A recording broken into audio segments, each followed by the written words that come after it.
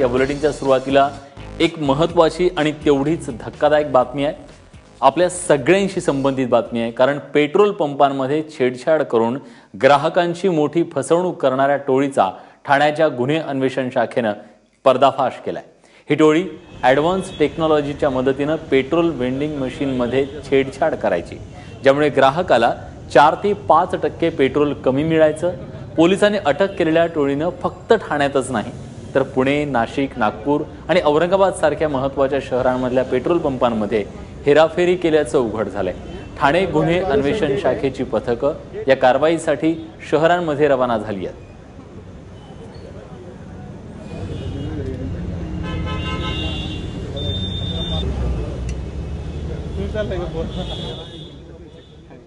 Petrol पंपांवर हेराफेरी करणाऱ्या या टोळीची नेमकी कार्यपद्धती कशी होती, जाणून घेतलं आमचे प्रतिनिधी गणेश ठाकोर यांनी।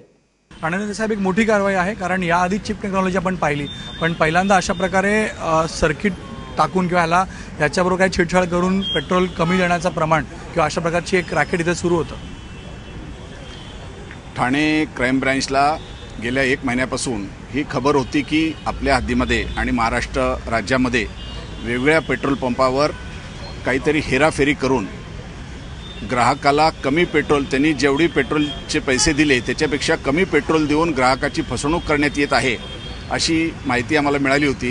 याच्याबद्दल गेल्या 1 महिन्यापासून क्राईम ब्रँचने पूर्वतयारी केली आणि काल डोंबिवलीला आणि आज वागळे इस्टेटच्या ठिकाणी आम्ही 2 पेट्रोल पंपावर रेड केलेली आहे।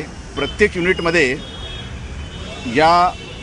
हे जे आतमध्ये पेट्रोल टाकण्याचं जे यंत्र आहे त्याच्यामध्ये त्यांनी एक पल्सर असं एक सॉफ्टवेअरसारखं एक इन्स्ट्रुमेंट बसवलेलं आहे आणि त्याला त्या पेट्रोल पंपामध्ये किती कमी पेट्रोल भरायचं याची जशी कमांड दिली जाईल त्या अनुसार ते पेट्रोल कमी भरलं जाईल।